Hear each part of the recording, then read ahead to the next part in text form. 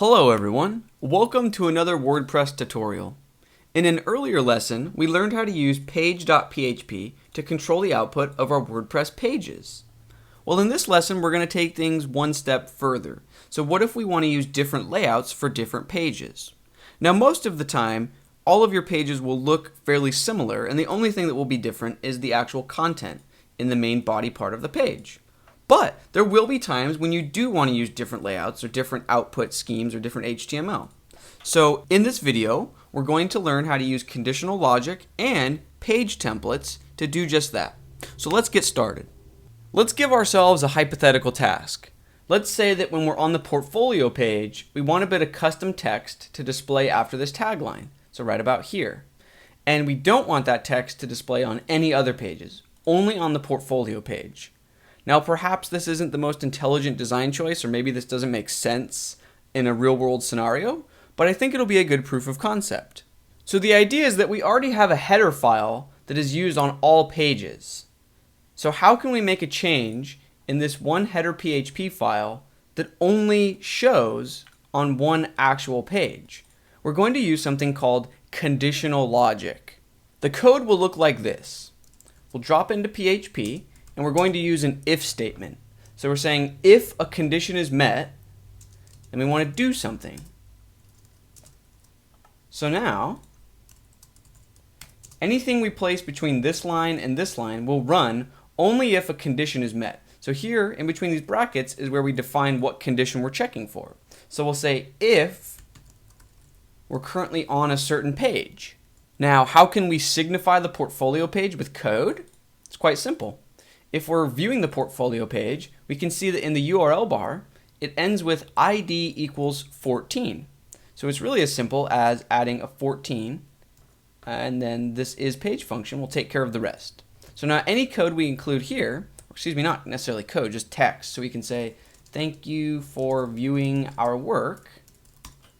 And actually, let's move this to sit within this heading level 5 element.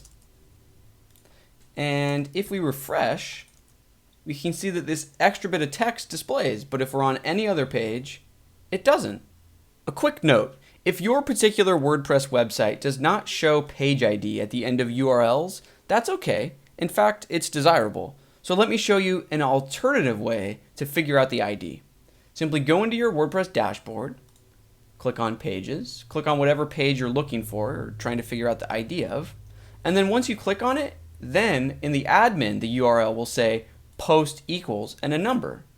Now, if you don't like using ID numbers at all, you don't have to. You can also use slug names in your conditional logic in our code. So let me go into settings and adjust my permalinks so that our URLs actually use names. So I'll change it to month and name.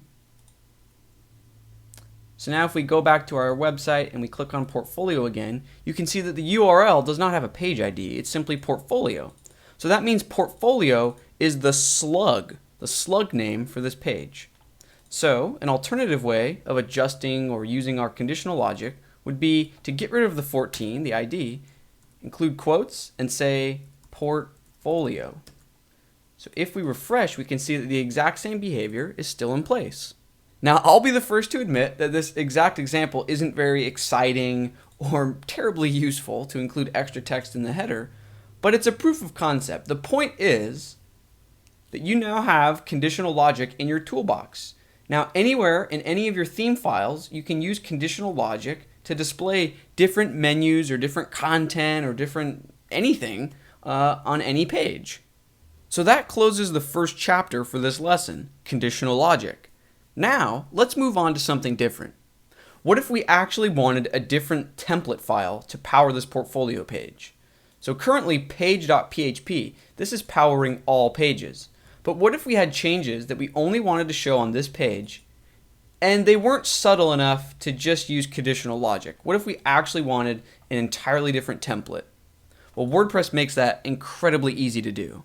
We simply create a new file in the theme folder and name it page dash, and then we can include either the slug name of the page that we're targeting or the ID number of the page. So we could either include 14 or we could spell out the slug and say portfolio. That's it. Now if we copy and paste code from page.php into this newly created file, we can customize this any way we would like. So for example, what if on the portfolio page we do not want to display the title? Just delete that line, refresh, you can see that it's gone. But if we go to any other page, the title is still present. Well, that wasn't the most exciting change. Let's give us something a bit more interesting. What if we wanted the title to sit on the left side and we wanted this content to sit on the right side? So sort of a two-column layout. You can do whatever you would like. So we could say column, container, give it a class of clearfix, say title column, text column. So we'll move the content into this text column. We'll output the title in the title column. So we'll say h2, use the the WordPress function named the title. So you can see that it's back in, but now we have this unique HTML structure to play with, so we can just add a bit of CSS and we'll have a two-column layout. So let's head over to our style sheet and add a comment to stay organized. Two-column title layout. So the title column, width 30%, float it to the left. The text column, take up the rest of the width, and we'll float it to the right. So if we refresh, you can see that we have a two-column layout. Now, I'm not going to claim that I love the way this looks visually, but we set it up very quickly, and it's just to illustrate the point that you can very easily create different layouts for different pages by simply creating a new file in your theme folder named page dash and then either the slug or the ID. So now we've learned how to assign very specific theme files to very specific pages based on their name or ID.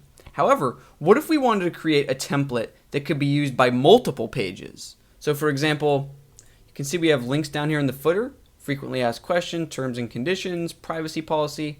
What if we wanted just these 3 pages to all share a common layout, but none of the other pages? WordPress makes it very simple. So we'll head over to the code, we'll create a new file. We can name it anything we would like. I will call it special template. Now let's copy and paste the code from our standard page.php into special template. And we just want to include a comment up near the top of the file that says template name special layout. Or you could name it anything you would like.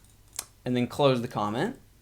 This comment is essentially registering the template with WordPress, so WordPress is aware that it exists. So for example, if we head over to the dashboard, click on pages and find one of the pages that is linked to from the footer, privacy policy will work.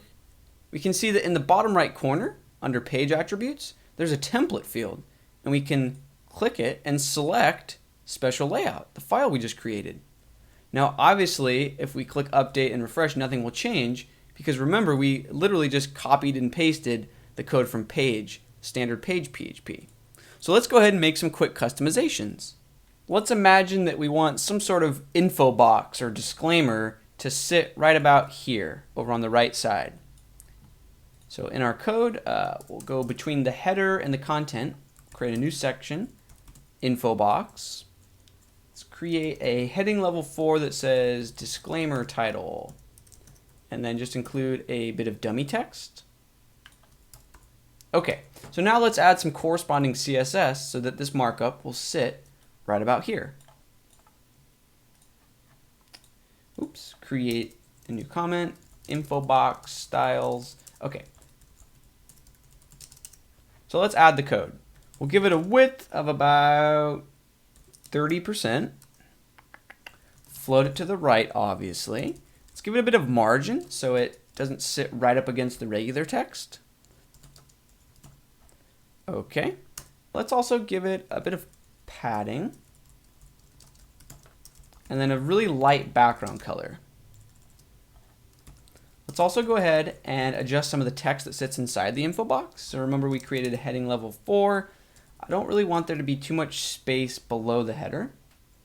So margin bottom, only 5 or 6 pixels. And then let's make the dummy text quite small. So the paragraph text, font size, maybe 85%.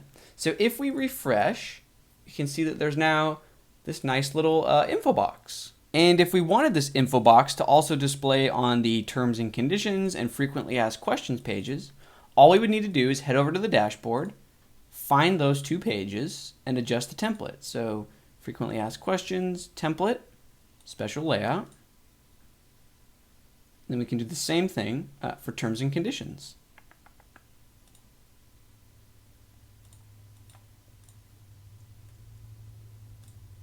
Okay, so if we refresh, there it is. And if we go to terms and conditions, there it is. So this is useful because if you imagine you have maybe 10 or 20 pages and you want to include a uniform text box, if you ever down the road make changes to this text, now you don't have to go to 20 different pages and update it.